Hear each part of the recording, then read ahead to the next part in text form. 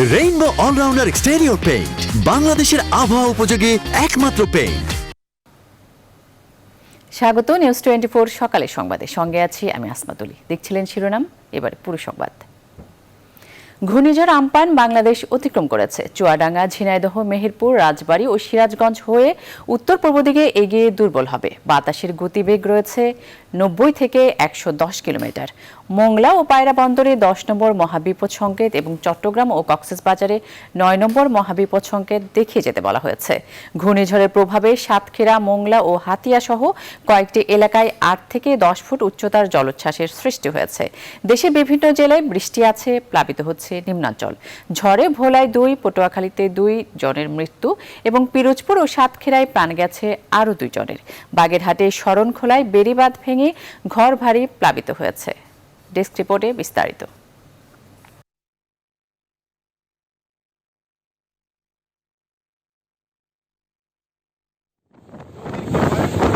বঙ্গোপসাগরে সৃষ্ট super cyclone Amphan Bangladesh উপকূল অতিক্রম শুরু করে বুধবার সন্ধ্যা থেকে। ঘন্টায় সর্বোচ্চ 160 কিলোমিটার গতিবেগ নিয়ে বাংলাদেশ উপকূল অতিক্রম শেষ করতে সময় নেবে মধ্যরাত পর্যন্ত। সবশেষ ব্রিফিংয়ে এই তথ্য দিয়েছে আবহাওয়া অধিদপ্তর। এর প্রভাবে প্রচুর বৃষ্টি এবং বাতাস হচ্ছে। ইতিমধ্যে আমরা সাতক্ষীরায় বাতাস রেকর্ড পেয়েছি প্রায় 151 কিলোমিটার পার আওয়ার। এটা মাঝে মাঝে দমকা হওয়া আকারে 140 থেকে 150, 151 পর্যন্ত রেকর্ড হয়েছে। আম্পানের প্রভাবে উপকূলীয় 14 জেলায় অতি ভারী বর্ষণের সাথে ঝড়ো হাওয়া বইছে।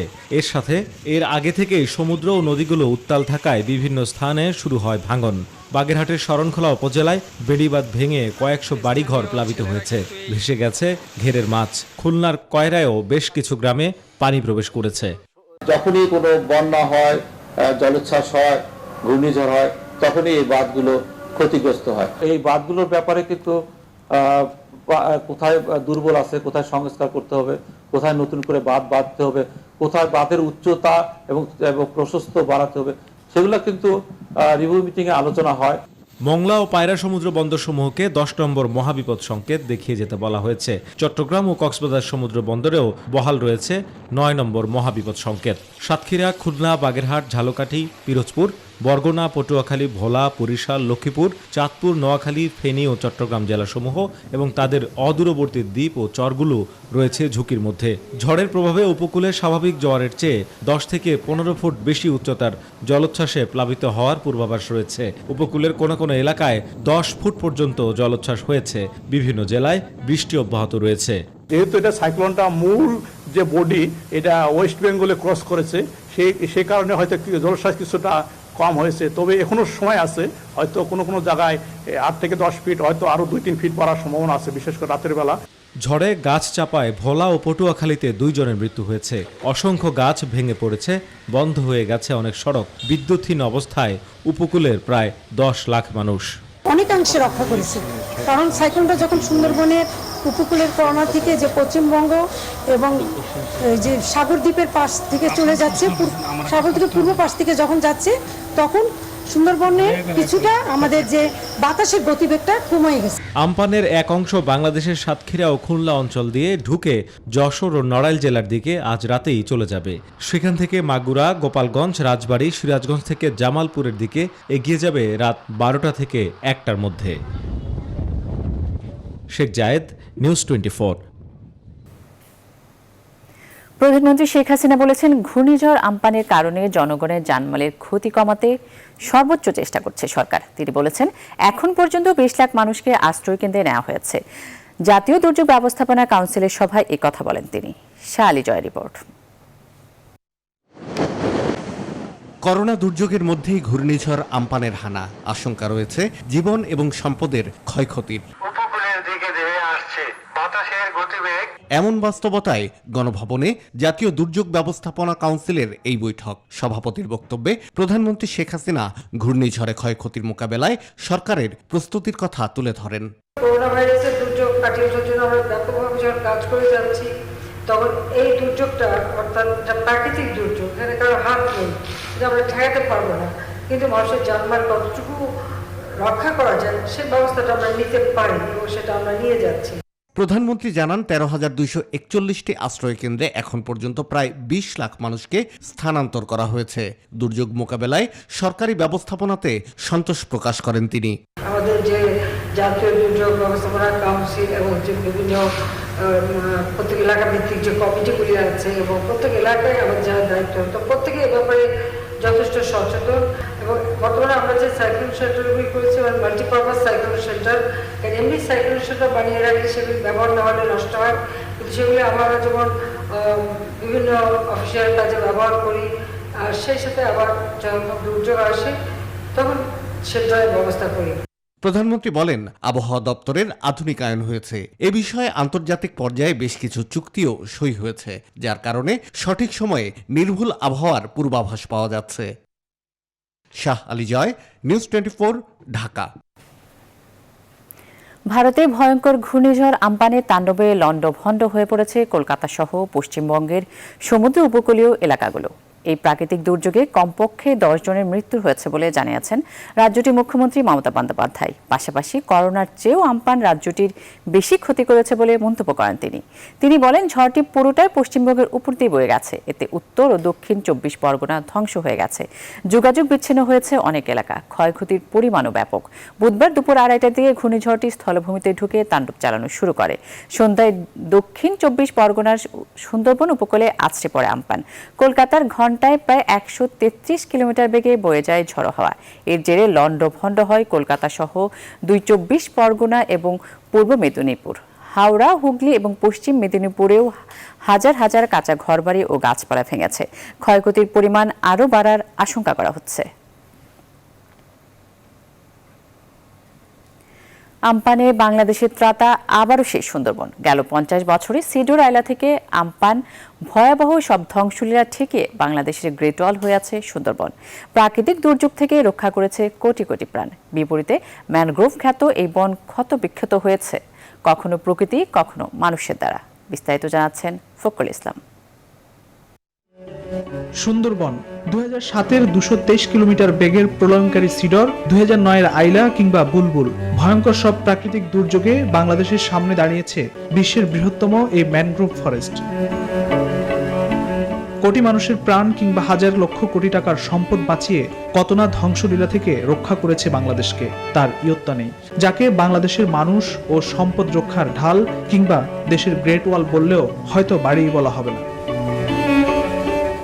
2020-এ এসে আরেক ভয়ঙ্কর গতির সুপার সাইক্লোন আম্ফানের সামনে আরও একবার বুক চিতিয়ে আছে এই সুন্দরবন। দুর্যোগ বিশেষজ্ঞরা বলছেন, এটি অতীতের যে কোনো ঘূর্ণিঝড় থেকে আরও ভয়ঙ্কর। সুন্দরবনের ভূমিকা হচ্ছে বাতাসের তীব্রতা কমিয়ে আনা এবং একই সাথে জলোচ্ছ্বাসের গতিবেগকে কমিয়ে আনা। সাইক্লোনের যে বেগ এবং জলোচ্ছ্বাসের যে বেগ, এর মূল বেগ সাথে নিয়ে জনগোষ্ঠীর উপরে লোকালয়ে আঘাত হানলে যে পরিমাণ জানমালের বা অবকাঠামোর ক্ষতি হতো, সুন্দরবনের কারণে সেই ক্ষতি উল্লেখযোগ্য হারে হ্রাস পায়। গেল 100 বছরে বঙ্গোপসাগরে সৃষ্ট 508টি ঘূর্ণিঝড়ের 17% আঘাত হানে বাংলাদেশে, যেখানে প্রতিবারই মানুষের জীবন ও সম্পদকে অনেকাংশে রক্ষা করেছে সুন্দরবন। বনের ঘনত্ব কমে গেছে, সুন্দরবনে বড় গাছ খুব একটা নেই। ঘূর্ণিঝড় পরবর্তী সময়ে অবশ্যই সুন্দরবনের দিকে বিশেষভাবে নজর দিতে হবে, যে আমরা যেন সুন্দরবনে আর যেন ক্ষতি না করি, সুন্দরবনকে যেন আমরা রক্ষা করি এবং পরিচর্যা করি।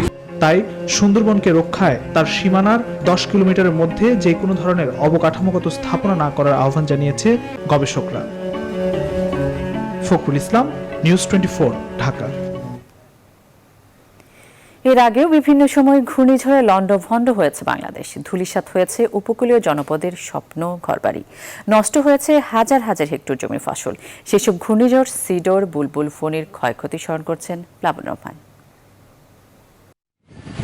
ঘূর্ণিঝড় সিডর ভোলার কথা নয়, যা লণ্ডভণ্ড করে দিয়ে যায় বাংলাদেশের উপকূলকে। 2007 সালের 15ই নভেম্বর খুলনা বরিশাল উপকূলীয় এলাকায় 15 থেকে 20 ফুট উচ্চতার প্রবল ঘূর্ণিঝড় সিডর আঘাত হানে। সে সময় বাতাসের গতিবেগ ছিল 223 কিলোমিটার। জোয়ারের সময় সিডর আঘাত না হানায় প্লাবন কম হয়, ফলে তুলনামূলক কম মানুষের প্রাণহানি হয় সিডরে, কিন্তু বিধ্বস্ত হয় অনেক ঘরবাড়ি, ফসলি জমি। রেড ক্রসের হিসেবে 10,000 মানুষ মারা গেছে বলা হলেও 6,000 মানুষের মৃত্যুর তথ্য সরকারের। 2019 সালের 4 মে শনিবার ভোর 6টায় ঘূর্ণিঝড় ফণী 160 থেকে 180 কিলোমিটার বেগে আঘাত হানে বাংলাদেশ উপকূলে। সাতক্ষীরা দিয়ে প্রবেশ করে উপকূলীয় জেলাগুলোর উপর দিয়ে রাতে লঘুচাপ আকারে আসামে চলে যায় ফণী।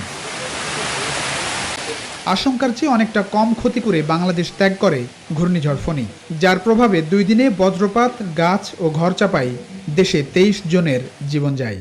আহত হয় উপকূলীয় এলাকার কয়েকশো মানুষ। বিভিন্ন জেলায় 2,500 ঘরবাড়ি লণ্ডভণ্ড, ভেঙে যায় অসংখ্য গাছপালা।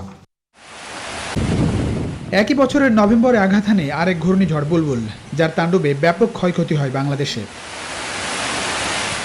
ঘূর্ণিঝড় বুলবুলে দেশের দক্ষিণ পশ্চিমাঞ্চলের উপকূলীয় জেলাগুলোতে 4 থেকে 5,000 ঘরবাড়ি ক্ষতিগ্রস্ত হয়। ক্ষতির মুখে পড়ে 16 জেলার 2,89,000 হেক্টর জমির ফসল।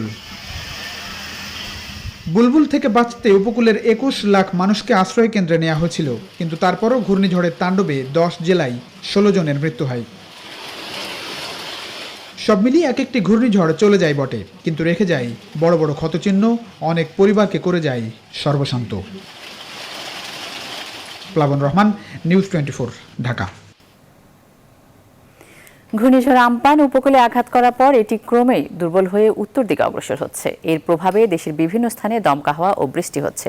বিস্তারিত জানাতে সিরাজগঞ্জ ও চট্টগ্রাম থেকে যুক্ত হচ্ছেন সহকর্মী আব্দুস সামাদ সায়েম ও ফাতেমা জান্নাত মোমো। শুরুতেই সিরাজগঞ্জ থেকে যুক্ত হচ্ছেন আব্দুস সামাদ সায়েম। সায়েম, ঘূর্ণিঝড়ের প্রভাব সিরাজগঞ্জে কতটা পড়েছে?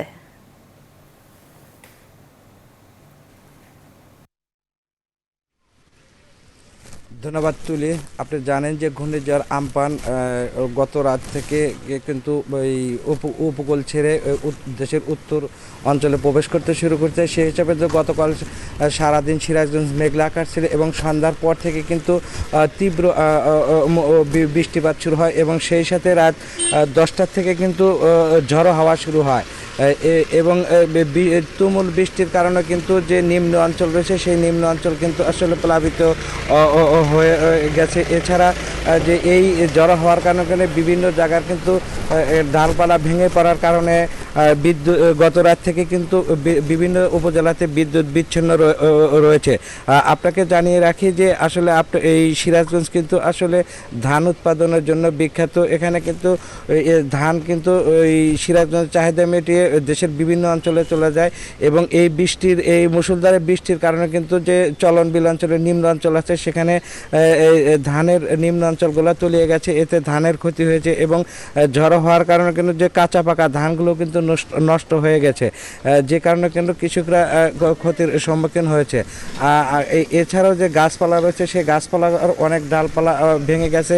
এছাড়া যমুনা নদীর কোল ঘেঁষে যে এরাতপুর এবং চৌহালি হয়েছে সেখানে কিন্তু ঢেউয়ের আঘাতে কিন্তু আসলে অনেক স্থানে কিন্তু ভাঙন দেখা দিয়েছে। আসলে সব মিলে কিন্তু এই যে ঘূর্ণিঝড় আম্পানের প্রভাব সেটা কিন্তু আসলে সিরাজগঞ্জে পড়েছে। এখন পর্যন্ত কিন্তু সিরাজগঞ্জে যে এই বৃষ্টিপাত সে বৃষ্টিপাত কিন্তু অব্যাহত রয়েছে এবং থেমে থেমে কিন্তু আসলে এই ঝড়ো হাওয়া বইছে, যে কারণে কিন্তু যে সাধারণ মানুষ রয়েছে সে মানুষের মধ্যে কিন্তু এক ধরনের যে সংখ্যা ছিল রাতে সে সংখ্যা কিন্তু এখনও কাটেনি এবং এই হঠাৎ করে এই সিরাজগঞ্জের উপর দিয়ে প্রবাহের কারণে যে এই আম্পানের যে প্রতিরোধের ব্যবস্থা সেই ব্যবস্থা কিন্তু আসলে নেওয়া হয়েছিল, কিন্তু প্রশাসন থেকে বলা হয়েছিল যদি কোনো বড় ধরনের ঘটনা ঘটে সেক্ষেত্রে কিন্তু যে মানুষ নিজ নিজ দায়িত্বে কিন্তু তাদেরকে আসলে জীবনমাল রক্ষায় কিন্তু তার নিজেদেরকে প্রস্তুতি নিতে হবে, এমনটাই কিন্তু আসলে জানানো হয়েছিল। তো সব মিলে সাম্পান যদি এই সিরাজগঞ্জের উপর দিয়ে বড় ধরনের কোনো করতো তাহলে কিন্তু বড় ক্ষতির সম্ভাবনা ছিল, কিন্তু রাত থেকে যে ঝড় হয়েছিল সকালবেলা থেকে কিন্তু সেই ঝড়টা একটু কম হওয়ার কারণে কিন্তু আসলে মানুষের মধ্যে স্বস্তি ফিরেছে। কিন্তু রাত্রে আমরা যখন রাত 1টায় যখন আমরা জানাতেছিলাম তখন কিন্তু আসলে সিরাজগঞ্জে প্রবল ঝড় বয়েছিল। তো আসলে সব মিলিয়ে এই আম্পানের যে প্রভাব সেই আম্পানের প্রভাবে কিন্তু সিরাজগঞ্জে বড় ধরনের ক্ষতি না হলেও কিন্তু কৃষি পর্যায়ে এবং যে নদীকুল এলাকায় সেখানে কিন্তু আসলে অনেক ক্ষয়ক্ষতি হয়েছে।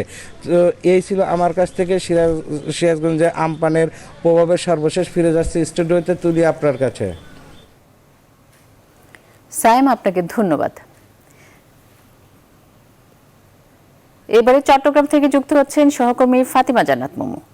মোমো, চট্টগ্রামের ঘূর্ণিঝড়ের প্রভাব কি কেটে গেছে? সেখানকার আবহাওয়ার অবস্থা এখন কেমন?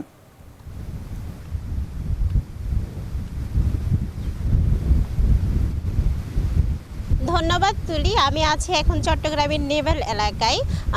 গতকাল বিকেল থেকেই কিন্তু অনেক তীব্র বাতাস আর সমুদ্রের উত্তালতা কিন্তু আপনাদেরকে দেখানোর চেষ্টা করেছি। রাতভর থেমে থেমে বৃষ্টি হয়েছে এবং বাতাসও অনেক বেশি হয়েছে।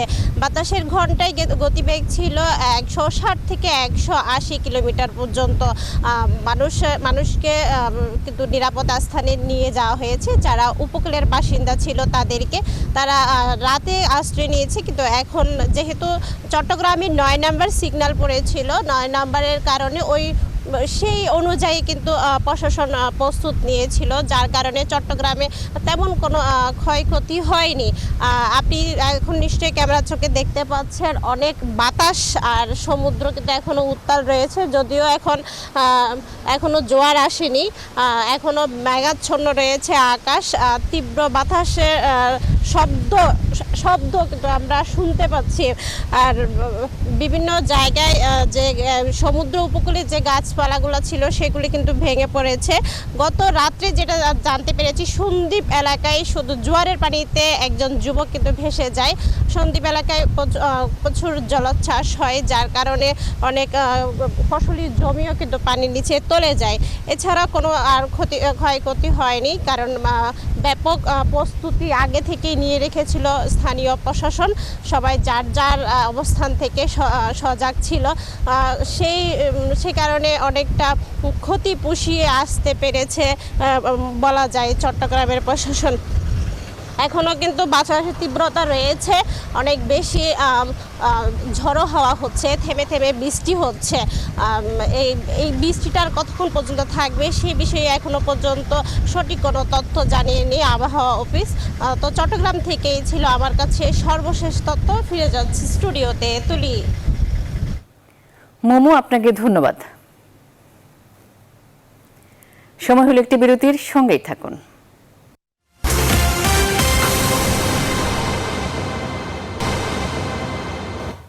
আবার স্বাগত, দেখছেন নিউজ 24। এবারে করোনা ভাইরাস প্রসঙ্গ। আগামী 2 সপ্তাহ করোনা ভাইরাস সংক্রমণের জন্য অধিক ঝুঁকিপূর্ণ বলে মনে করছে আইইডিসিআর। গার্মেন্টস শিল্প কারখানা খুলে দেয়া, নিষেধাজ্ঞা অমান্য করে দেশের বিভিন্ন প্রান্তে যাওয়া সহ নানাবিধ কারণে এমন ঝুঁকির কথা জানিয়েছে প্রতিষ্ঠানটি। স্বাস্থ্যবিধি না মেনে চললে চিকিৎসা ব্যবস্থায় ধসসহ ভয়াবহ পরিস্থিতির সৃষ্টি হতে পারে বলে মনে করছেন জনস্বাস্থ্য বিশেষজ্ঞরা। রিশাদ হাসান জানাচ্ছেন বিস্তারিত। বাংলাদেশে করোনা ভাইরাসের সংক্রমণ বিশ্বের অন্যান্য দেশের মতো অতি ঊর্ধ্বগতিতে না বাড়লেও সংক্রমণ রেখা ক্রমেই হচ্ছে ঊর্ধ্বমুখী। এ অবস্থায় ঈদের ছুটিকে সামনে রেখে নিষেধাজ্ঞা অমান্য করে নিয়ম ভাঙার মহোৎসবে ঘরমুখ হয় মানুষ। এই চিত্রই বলে দিচ্ছে স্বাস্থ্যবিধিকে বুড়ো আঙুল দেখিয়ে দেওয়ার সব মাত্রাই যেন ছাড়িয়ে গেছে গেল কয়েকদিনে। আইডিসিআর এর উপদেষ্টা ডক্টর মুশতাক হোসেন বলছেন, মাত্রাতিরিক্ত নিয়ম ভঙ্গের কারণে আগামী 2 সপ্তাহ সংক্রমণের জন্য অধিক ঝুঁকিপূর্ণ সময়। 2 সপ্তাহ তো পরে বটে, এই 2 সপ্তাহের মধ্যে যদি আমরা নিয়ন্ত্রণে আনতে না পারি আমাদের চলাচল, এবং স্বাস্থ্য বিভাগ যদি এই বিষয়গুলো আমরা কড়াকড়ি ভাবে নিয়ন্ত্রণ করতে সক্ষম না হই, তাহলে 2 সপ্তাহের পরের সপ্তাহগুলো কিন্তু আরো বেশি আমরা রোগের সংক্রমণের ঝুঁকি দেখব।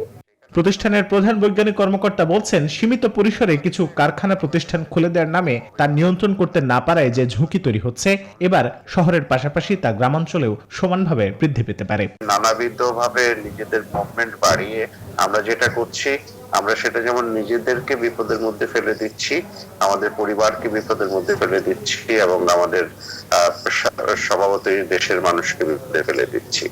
জনস্বাস্থ্য বিশেষজ্ঞদের মতে, এই সংক্রমণের চাপ বাড়লে চিকিৎসা ব্যবস্থার পক্ষে তা নিয়ন্ত্রণ করা অসম্ভব হয়ে পড়বে। যদি আরেকটু চাপ বেড়ে যায় তাহলে কিন্তু আমাদের চিকিৎসা ব্যবস্থায় লন্ডভন্ড হয়ে যাবে। তেমনি কিন্তু যে অর্থনৈতিক সুবিধার জন্য কলকারখানাগুলো খুলে দেওয়ার কথা ভাবলো এবং খুলে দেওয়া হলো, সেই লাভও কিন্তু আমরা ঘরে তুলতে পারবো না। স্বাস্থ্যবিধি মেনে না চললে পরিস্থিতি আরও ভয়াবহ হবে বলে মত বিশেষজ্ঞদের। রিশাদ হাসান, নিউজ 24, ঢাকা। করোনার ঝুঁকি এমনকি দুর্যোগপূর্ণ আবহাওয়া কোনো কিছুই থামাতে পারছে না ঈদ কেনাকাটা। সরু গলি, তার উপর অতিরিক্ত ক্রেতার চাপ, সব মিলিয়ে বিপণী বিতানগুলোই সামাজিক দূরত্ব রক্ষার পরিবর্তে যেন পা ফেলার জায়গাও থাকে না। বিস্তারিত জানাচ্ছেন হাবিবুল ইসলাম হাবিব।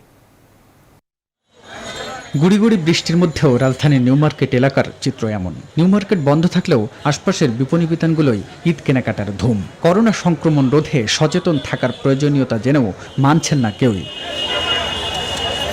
মধ্যবিত্ত ও নিম্ন মধ্যবিত্ত মানুষের মধ্যে ঈদ কেনাকাটার আগ্রহই যেন বেশি। সামাজিক দূরত্ব বজায় না রাখার কারণ জানতে চাইলে কোনো সদুত্তর মেলে না কারো মুখেই।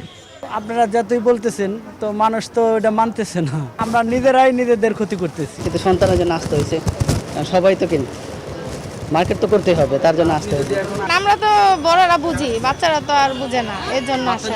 মার্কেট কর্তৃপক্ষ বলছে তারা স্বাস্থ্য সুরক্ষার সব ব্যবস্থা নিলেও ক্রেতাদের ব্যাপক উপস্থিতির কারণে এর কোনো সুফল মিলছে না। এতে করোনার ঝুঁকি বেড়ে যাওয়ার সম্ভাবনা জেনেও বিক্রেতাদের অনুরোধেই শপিং মল খোলার অনুমতি দেওয়া হয়েছে বলে জানান তারা। কাস্টমারদেরকে বলি যে আপনার সাময়িক দূরত্ব বজায় রাখুন, ওরা যদি না মানে তো আমাদের কিছু করার না। দেখা গেছে অনেকে এমন পর্যায়ে আছে যে কারো কাছে সাহায্য সহযোগিতা চাইতে পারতেছে না। সেই বিধায় যেহেতু সরকারের নির্দেশনা ছিল 10 তারিখে মার্কেট খোলার, তো সেক্ষেত্রে অনেক দোকান মালিক আসছে, আসার পরে বললো যে আমরা যদি 1 সপ্তাহ 10 দিনও অন্তত দোকানদারি করতে পারি। এছাড়া খিলগাঁও, তালতলা, যাত্রাবাড়ি, মিরপুর সহ বিভিন্ন এলাকার শপিং মলগুলোর চিত্র এমনই। হাবিবুল ইসলাম হাবিব, নিউজ 24, ঢাকা। এবারে করোনা ভাইরাসের বৈশ্বিক পরিস্থিতি।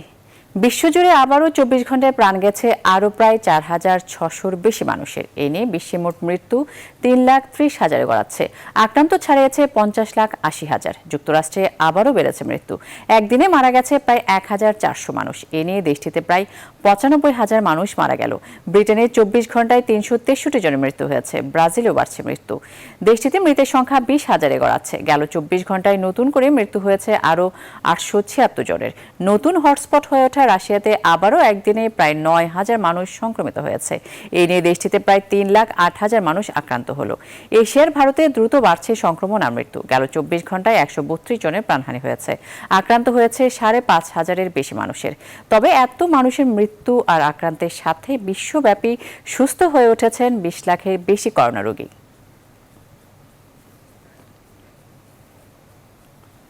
করোনা ভাইরাস সংক্রমণ অনেকটাই নিয়ন্ত্রণে চলে এসেছে জার্মানিতে। স্বাস্থ্যবিধি মেনে শুরু হচ্ছে স্বাভাবিক জীবনযাপন। জার্মানির সবশেষ পরিস্থিতি আমাদের জানিয়েছেন প্রবাসী খান লিটন। 2 মাস পরে লকডাউন তুলে নেওয়ার পরে জার্মানিতে স্বাভাবিক জীবনযাত্রা ফিরে আসছে। সামাজিক দূরত্ব বজায় রেখে তথা স্বাস্থ্যবিধি মেনেই ব্যবসা প্রতিষ্ঠান সহ সমস্ত কার্যকলাপ চলছে। সবচেয়ে বড় ব্যাপার হচ্ছে পাশাপাশি স্কুল, কলেজ, বিশ্ববিদ্যালয় খুলে দেওয়া হয়েছে। তবে সেখানে স্বাস্থ্যবিধি বা সামাজিক দূরত্ব বজায় রাখার ব্যাপারে যথেষ্ট কড়াকড়ি আরোপ করেছে। যেমন স্কুলগুলোতে বেশিরভাগ জায়গাতেই অনলাইনে পরীক্ষা সেরে নেওয়া হচ্ছে, কারণ আর 1 মাস পরেই শুরু হবে গ্রীষ্মকালীন অবকাশ। গ্রীষ্মকালীন অবকাশের পরে নতুন ক্লাস শুরু হবে, যার জন্য এই ব্যবস্থা গ্রহণ করেছে। যেখানে অনলাইনে পরীক্ষা নেওয়া বা অনলাইনে ক্লাস করা সম্ভব হচ্ছে না, সেই ক্ষেত্রে গ্রুপ ওয়াইজ ভাগ করে ক্লাস করানো হচ্ছে। অর্থাৎ ব্যাপারটা এমন দাঁড়িয়েছে যেখানে 30 জন ছাত্র একই ক্লাসে বসে ক্লাস করতো, সেখানে 15 জনকে দেওয়া হয়েছে। বা যেখানে 5 দিন ক্লাস করানো হতো, সেখানে 2 দিন ক্লাস করানো হয়েছে। যেখানে 2টি সাবজেক্টে 3-এর নিচে পেলে তাদেরকে নতুন ক্লাসে যাওয়ার সুযোগ দেওয়া হতো না, সেখানে এবছর শিক্ষা মন্ত্রণালয় একটা ব্যবস্থা নিয়েছে। যারা 4 বিভাগেও মানে 4টা বিষয়ে 4-এর নিচে পেলেও তারা অটো প্রমোশন পেয়ে নতুন ক্লাসে যেতে পারবেন বলে শিক্ষা মন্ত্রণালয় সিদ্ধান্ত দিয়েছেন, যার জন্য অভিভাবকরা এটাকে স্বাগত জানিয়েছেন। তবে অভিভাবকদের জন্য একটা অপশন রয়েছে, যদি কোনো অভিভাবক চান তার বাচ্চাদের নতুন ক্লাসে দিবেন না, তাহলে তারা পুরনো ক্লাসে রাখতে পারবেন। এটা নির্ভর করবে সম্পূর্ণ অভিভাবকদের উপর। সবচেয়ে বড় কথা হচ্ছে জার্মানিতে স্বাভাবিক জীবনযাত্রা ফিরে আসছে, সংক্রমণের হারও কমছে, মৃত্যুর হারও কমছে। সবশেষে সামাজিক বিধিনিষেধ মেনে অর্থাৎ সোশ্যাল দূরত্ব বজায় রেখে স্বাস্থ্যবিধি মেনেই সমস্ত কার্যক্রম চলছে, আর স্বাভাবিক জীবনযাত্রা এভাবেই ফিরে আসছে। করোনা ভাইরাস সংক্রমণের মাঝে ইতালিতে ঘনিয়ে আসছে মুসলিমদের ঈদ উৎসব। রোম থেকে সবশেষ খবর নিউজ 24-কে জানিয়েছেন সহকর্মী রিয়াজ হোসেন। উন্নতির পথে করোনা ভাইরাস। ইতালিতে গত 2 মাস ব্যাপী যেভাবে করোনা ভাইরাসের তাণ্ডব চালিয়েছে, তাতে এখানকার প্রবাসী বাংলাদেশিরা কর্মহীন হয়ে বাসায় অবস্থান করেছে। বন্ধ ছিল ব্যবসা বাণিজ্য। এরই মধ্যে দ্বিতীয় দফায় লকডাউন শেষ হয়ে গত সোমবার থেকে ব্যবসা বাণিজ্য খুলে দেওয়া হয়েছে। আমরা কথা বলবো এখানকার একজন ব্যবসায়ী প্রবাসী বাংলাদেশি লাইলা ফ্যাশনের সত্ত্বাধিকারের সাথে। এবছর ব্যবসা বাণিজ্যের কি অবস্থা? করোনা ভাইরাসে আমাদের গত 2.5 মাস ব্যবসা প্রতিষ্ঠান বন্ধ ছিল, তবে এখন খুলেছে। আমরা প্রতিবার ন্যায় যেভাবে ব্যবসা হয় আমাদের, এবার আমাদের এভাবে ব্যবসা হবে না, কারণ ইতালির আর্থিক অবস্থাটা একটু খারাপ, সবার কাজ কর্ম নেই এবং ব্যবসা প্রতিষ্ঠান সব বন্ধ ছিল, এই জন্য আর্থিক অবস্থা একটু খারাপ ছিল। শুনলাম প্রবাসী বাংলাদেশি ব্যবসায়ী লাইলা শাহর কথা। এমন পরিস্থিতি শুধু লাইলা শাহ নয়, এরকম পরিস্থিতি প্রবাসী বাংলাদেশি প্রত্যেকের যারা ব্যবসা বাণিজ্য নির্ভর করে এখানে থাকেন। করোনার তাণ্ডবে ইতালিতে 3 লক্ষের অধিক নাগরিক মারা গেছেন এবং 11 জন বাংলাদেশি করোনা ভাইরাসে আক্রান্ত হয়ে মারা গেছেন এই পর্যন্ত। সরকার তাদের সাধ্যমতো মোকাবেলা করার চেষ্টা করছে এবং নাগরিকদের পাশেও কিন্তু সরকার তাদের বিশেষ প্রণোদন নিয়ে নাগরিকদের পাশে হাজির হয়েছেন এবং এখানকার প্রবাসী বাংলাদেশি সহ নাগরিকরা তাদের সরকারি সহায়তা পাচ্ছে। অনেকেই পেয়েছে, আবার অনেকেই এখন পর্যন্ত পায়নি। তবে এখানকার ইতালি করোনা পরিস্থিতি পুরোপুরি নিয়ন্ত্রণে আসবে এবং নাগরিকদের মাঝে সেই আগের স্বাভাবিক জীবন ফিরে আসবে, এমনটাই প্রত্যাশা এখানকার প্রবাসী বাংলাদেশ সহ ইতালিয়ান নাগরিকদের মধ্যে। প্রধানমন্ত্রী শেখ হাসিনাকে টেলিফোন করে করোনা ভাইরাস মোকাবেলায় অভিজ্ঞ দল পাঠানোর প্রস্তাব দিয়েছেন চীনের প্রেসিডেন্ট শি জিনপিং। বুধবার বাংলাদেশের প্রধানমন্ত্রীকে ফোন করে এই প্রস্তাব দেন চীনের প্রেসিডেন্ট। টেলিফোন আলাপে করোনা মোকাবেলায় পারস্পরিক সহযোগিতা ছাড়াও চীন বাংলাদেশের সাথে কৌশলগত অংশীদারিত্ব বিষয় নিয়ে আলোচনা হয় এই দুই নেতার মধ্যে। পরে প্রধানমন্ত্রীর প্রেস সচিব ইহসানুল করিম গণমাধ্যমকে এ তথ্য জানান। প্রেস সচিব বলেন, প্রধানমন্ত্রী করোনা ভাইরাস পরিস্থিতির জন্য বাংলাদেশের প্রতি সমবেদনা জানানোই চীনা প্রেসিডেন্টকে ধন্যবাদ জানিয়েছেন। এ সময় প্রধানমন্ত্রী শেখ হাসিনা কোভিড-19 মহামারী মোকাবেলার জন্য আন্তর্জাতিক সম্প্রদায়কে একত্রে কাজ করার আহ্বান পুনর্ব্যক্ত করেন। করোনা পরিস্থিতিতে দেশের প্রায় 2.5 লাখ মসজিদে 5,000 করে টাকা অনুদান দিয়েছেন প্রধানমন্ত্রী শেখ হাসিনা। বুধবার ইসলামিক ফাউন্ডেশনের মহাপরিচালক আনিস মাহমুদ স্বাক্ষরিত এক বিজ্ঞপ্তিতে এই তথ্য জানানো হয়েছে। সিটি কর্পোরেশন থেকে ইউনিয়ন পর্যন্ত দেশে 2,44,043টি মসজিদের প্রত্যেকটির অনুকূলে 5,000 টাকা করে মোট 122,2,15,000 টাকা অনুমোদন করা হয়েছে।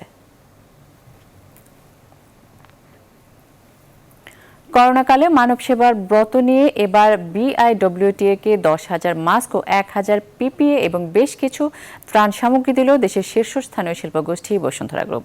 দুপুরে বিআইডব্লিউটিএ সদর দপ্তরে বিআইডব্লিউটির চেয়ারম্যান কমোডোর গোলাম সাদেক মহোদয়ের কাছে এই সব সুরক্ষা সামগ্রী স্থানান্তর করেন বসুন্ধরা গ্রুপের ব্যবস্থাপনা পরিচালকের সচিব মোহাম্মদ মাকসুদুর রহমান। এই সময় বিআইডব্লিউটিএ চেয়ারম্যান বলেন, কেবল এখন নয়, দেশে যখনই কোনো দুর্যোগ আসে তখনই বসুন্ধরা গ্রুপ অকাতরে সাহায্যের হাত বাড়িয়ে দেয়। এসব সুরক্ষা সামগ্রী করোনা পরিস্থিতি মোকাবেলায় বিআইডব্লিউটিএ সদস্যদের উৎসাহিত করবে।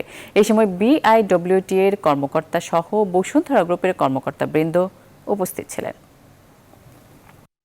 বসুন্ধরা তো বিভিন্নভাবে এই দুর্যোগ মুহূর্তে সরকারের পাশে দাঁড়িয়ে এবং জনগণের পাশে দাঁড়িয়ে কাজ করে যাচ্ছে। এটাই আমাদের কাছে একটা বড় তাদের কাছে কৃতজ্ঞতা, বাংলাদেশের অন্যতম প্রধান শিল্প প্রতিষ্ঠান হিসাবে। তা আজকে আপনারা যে উদ্যোগটা নিলেন, এটা অত্যন্ত আমাদের জন্য খুব আমরা অত্যন্ত কৃতজ্ঞ। ইবাদত বন্দেগী আর জিকির আসকারের মধ্য দিয়ে পবিত্র লাইলাতুল কদর বা মহিমান্বিত রজনী পার করেছে ধর্মপ্রাণ মানুষ। এ রাতে পবিত্র কোরআন নাজিল হয়। এ রাতের মহিমা বর্ণনা করা হয়েছে কোরআন শরীফের আল কদর সূরায়। আরো জানাচ্ছেন গালিব ইবনে রিয়াজ। মুসলিম উম্মার কাছে শবে কদর অত্যন্ত মর্যাদা ও বরকতময় একটি রাত। এ রাতে পবিত্র কোরআন অবতীর্ণ হয়। এ রাতকে কেন্দ্র করেই আল কদর নামে একটি সূরাও নাজিল হয়। এ রাতে ইবাদত বন্দুকি করে আল্লাহর কাছে গুনাহ মাফের জন্য প্রার্থনা করেন ধর্মপ্রাণ মুসলমানরা। এই লাইলাতুল কদরের কারণেই পবিত্র রমজান মাসের এত দাম। লাইলাতুল কদরে কোরআনুল কারীম নাজিল হয়েছে, এই কারণে এই রাতটা এত দাম এবং এই রাত্রির কারণেই পুরা রমজান মাস এত দামি হয়ে গেছে। আল্লাহ তাআলা তার বান্দার কাছে এসে জিজ্ঞেস করেন, বান্দা তোমার কি প্রয়োজন? এবং বান্দা যা কিছু চাবে আল্লাহ পাক বড় খুশি হয়ে রমজানের খাতিরে, কোরআনুল কারীম নাজিল হওয়ার খাতিরে আল্লাহ বান্দার সমস্ত ইচ্ছাগুলি তার পূরণ করে দেন। প্রাণঘাতী ভাইরাস করোনার মহামারীকালে এবার ধর্মপ্রাণ মুসলমানদের জীবনে এসেছে এই কদরের পবিত্র রাত। বরকতময় এই রাতে অন্য বারের মতো মসজিদ খানকায় নেওয়া হয়নি বিশেষ কোনো উদ্যোগ। তবে সামাজিক দূরত্ব বজায় রেখেই চলমান তারাবি নামাজ শেষে বিশেষ দোয়া হবে মসজিদে মসজিদে। হিসাব করলে দেখা যায় 83 বছর 4 মাস কন্টিনিউ যদি লাগাতার সে আবাদত করে যে সওয়াব পাবে, এক রাত্রতে আবাদত করে সেই সওয়াব পাবে। জীবনের যে ভাগ্যের চাকাগুলো কিভাবে চলবে আগামী দিন আপনি আল্লাহর কাছ থেকে চেয়ে নেবেন। আল্লাহ পাকের কাছে আপনি যদি আপনার আবেদনগুলো আল্লাহর কাছে পৌঁছাতে পারেন ইখলাসের সাথে, আল্লাহ পাক কবুল করলে তাহলে আপনার জীবনের ভাগ্যের চাকা কিন্তু সুন্দরভাবে ঘুরবে। ধর্মপ্রাণ মুসল্লিরা নফল ইবাদত, কোরআন তেলাওয়াত ও জিকির আজকারের মধ্য দিয়ে মহান আল্লাহর দরবারে গুনাহ মাফের জন্য প্রার্থনা করে এ রাত অতিবাহিত করবেন। গালিব ইবনে রিয়াজ, নিউজ 24। নিচে আরও একটি বিরতি, সঙ্গেই থাকুন। আবারও স্বাগত, দেখছেন নিউজ 24 সকালের খবর। সরকারি সহায়তার হতদরিদ্র ও কর্মহীনদের তালিকা তৈরিতে অনিয়মের অভিযোগ উঠেছে নেত্রকোনা রৌহা ইউনিয়ন পরিষদ চেয়ারম্যানের বিরুদ্ধে। ভুক্তভোগীদের অভিযোগ প্রকৃত দরিদ্রদের বাদ দিয়ে সহযোগীদের তালিকাভুক্ত করেছে ইউপি চেয়ারম্যান শফিকুল ইসলাম বাতেন। এই অবস্থায় করোনা দুর্যোগে ত্রাণ সহায়তা না পেয়ে হতাশ তারা। তবে এ বিষয়ে অভিযোগ পেলে ব্যবস্থা নেওয়ার কথা বলেছেন জেলা প্রশাসক। সোহান আহমেদ কাকুরের তথ্যচিত্রে ডেস্ক রিপোর্ট। করোনা ভাইরাসের কারণে কর্মহীন হয়ে পড়েছে নেত্রকোনার হাজারো মানুষ। এই অবস্থায় সরকারের খাদ্য সহায়তা কর্মসূচির অংশ হিসেবে নেত্রকোনায় এ পর্যন্ত প্রায় 2.5 লাখ মানুষের তালিকা করেছে জেলা প্রশাসন। পর্যায়ক্রমে বিভিন্ন সহায়তা কর্মসূচি বাস্তবায়ন করা হচ্ছে। তবে এ তালিকা তৈরিতে স্বজনপ্রীতি ও অনিয়মের অভিযোগ উঠেছে নেত্রকোনা সদর উপজেলার 10 নং ইউনিয়ন পরিষদ চেয়ারম্যান শফিকুল ইসলাম বাতেনের বিরুদ্ধে। স্থানীয়দের অভিযোগ, প্রকৃত ব্যক্তিদের নাম তালিকায় অন্তর্ভুক্ত না করে ইউপি চেয়ারম্যান তার স্বজনদের নাম তালিকাভুক্ত করেছে। এ অবস্থায় জেলা প্রশাসন থেকে পর্যাপ্ত ত্রাণ দেয়া হলেও তাদের ভাগ্যে জোটেনি কিছুই।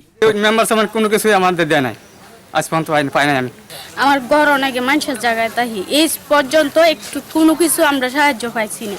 এই পর্যন্ত টিভিতে শুনতেছি সরকার অনেক অনুদান দিতেছে, আমাদের কাছে এই পর্যন্ত কোনো অনুদানই আসে নাই। তবে এসব অভিযোগ অস্বীকার করেছেন অভিযুক্ত চেয়ারম্যান। একটা পরিবারে 5 জন সদস্য আছে, তার 5 জনের মধ্যে ছেলেরা কাজকর্ম করে, তার বাবা পাইছে, একটা ছেলেও পাইছে, আর নাহলে 2 ভাই পাইছে। এরকম টুকটাক এটা পাওয়ার উপযুক্ত, যারা পাওয়ার উপযুক্ত খাবার পাচ্ছে না, গরিব অসহায়, তাদের মধ্যেই দেওয়া হয়েছে। এদিকে ত্রাণ বিতরণ তালিকার বিষয়ে অভিযোগ পেলে ব্যবস্থা নেওয়ার আশ্বাস দিয়েছেন জেলা প্রশাসক। ইউনিয়ন পরিষদের যে বললেন কিছু অনিয়মের কথা বলছেন, এটা আসলে আমাদের কাছে এই মুহূর্তে সেই রকম তথ্য নেই। তারপরে যদি সুনির্দিষ্টভাবে সেই তথ্য পাওয়া গেলে অবশ্যই আমরা এগুলো ব্যবস্থা নেব। করোনা ভাইরাস পরিস্থিতিতে সরকারের খাদ্য ও নগদ অর্থ সহায়তা কর্মসূচি বাস্তবায়নে কার্যকর পদক্ষেপ নেবে প্রশাসন, এমন প্রত্যাশা সবার। Desk report, news 24। খুলনার প্রত্যন্ত এলাকার 1200 পরিবারকে খাদ্য সামগ্রী ও ঈদ উপহার দিয়েছেন বাংলাদেশ ক্রিকেট বোর্ডের পরিচালক ও বঙ্গবন্ধুর ভ্রাতুষ্পুত্র শেখ সোহেল।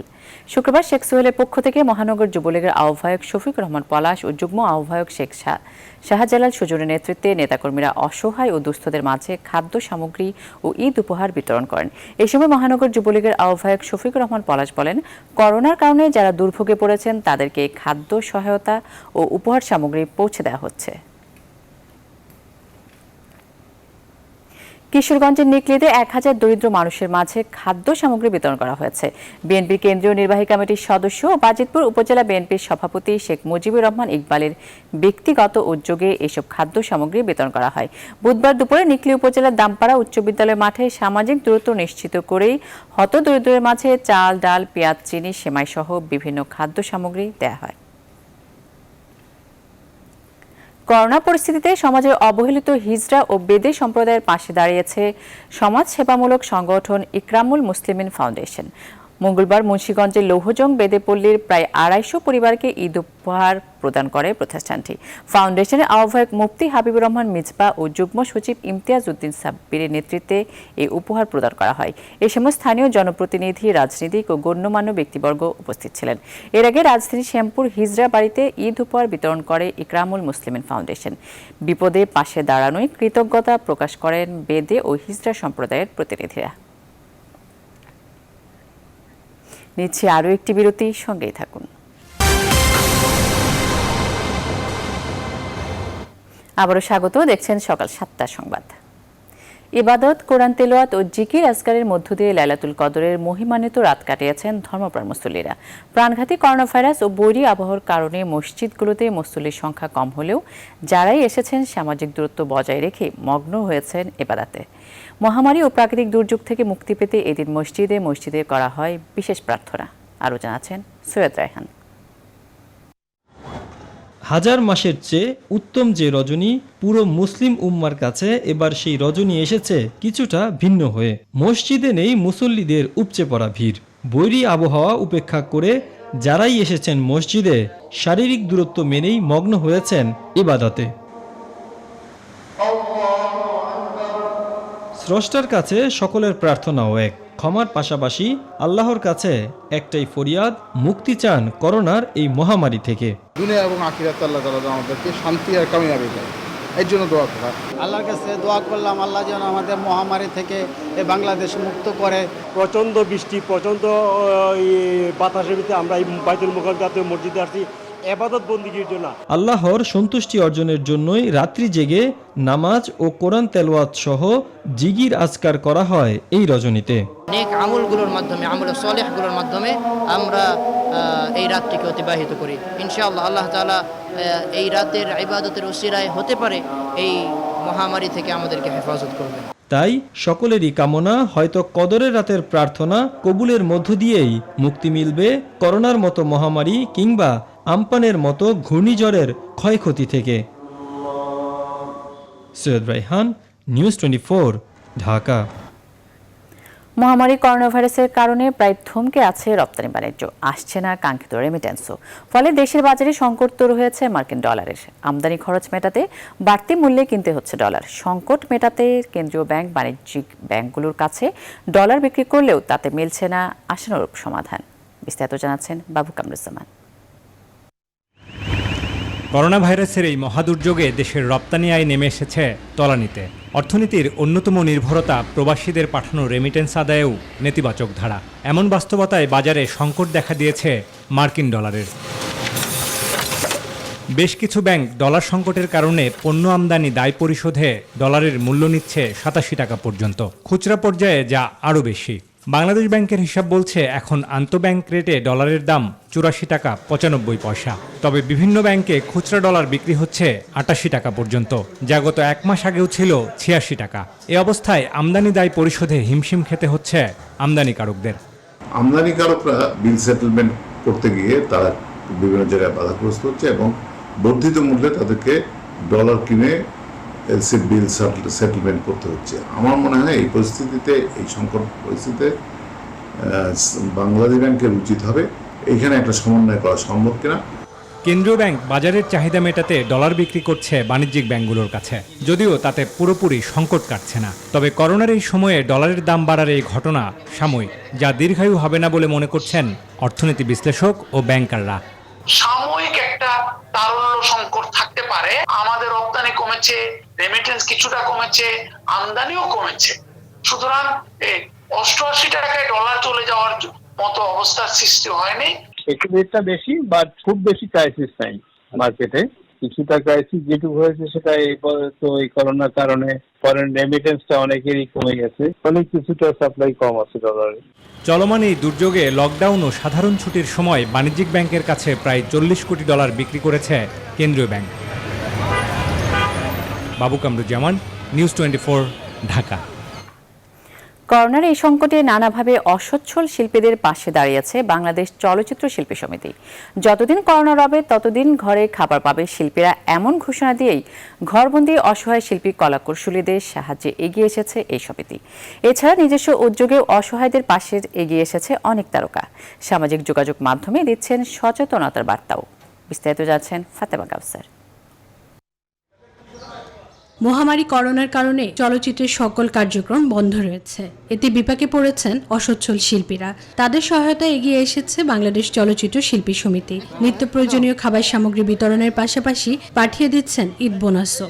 এরপরে কিন্তু আমরা যখন দেখলাম যে অবস্থাটা ভয়াবহ, তখন কিন্তু আমরা ত্রাণ দেওয়া শুরু করলাম এবং আমরা এই ঈদের আগ পর্যন্ত আমরা প্রায় 6 দফা ত্রাণ সামগ্রী বিতরণ করেছি আর্থিকভাবে অসচ্ছল শিল্পী এবং শিল্পের সাথে জড়িত যারা নিম্ন আয়ের যে মানুষগুলো সবার মধ্যে।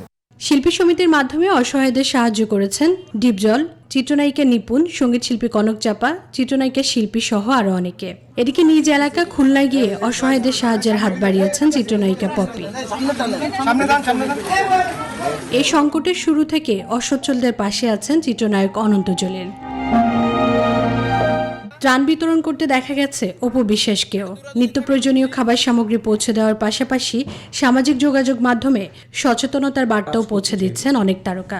যেটা আমার কাজ সিনেমা করা, সেটা করতে চাইব। যারা প্রবলেমে থাকবে তাদেরকে আমি আমার জায়গা থেকে হেল্প করতে চাইব। নিজেকে সেফ রাখার জন্য এই আমরা ঘরে বসে থেকে এটার একমাত্র যুদ্ধটা করতে পারবো। সো সেই জায়গা থেকে আমরা চেষ্টা করছি যার যার জায়গা থেকে বাড়িতে থাকার জন্য। আমরা বাসায় থাকবো, সুস্থ থাকবো, সুন্দর থাকবো। লকডাউন হলে লকডাউন মেনটেন করব। যে কোনোভাবে হোক আমাদেরকে অবশ্যই অবশ্যই অবশ্যই সরকারি বিধিনির্দেশ মানতে হবে। তবে দীর্ঘদিন চলচ্চিত্র নির্মাণ এবং হল বন্ধ থাকলে বড় ধরনের সংকটের মুখোমুখি হবে চলচ্চিত্র ইন্ডাস্ট্রি। এমন বাস্তবতায় সরকারি সহযোগিতা চাইলেন সংশ্লিষ্টরা। ফাতেমা কাউসার, নিউজ 24, ঢাকা। এখন এ পর্যন্তই, সাথে থাকায় ধন্যবাদ সবাইকে।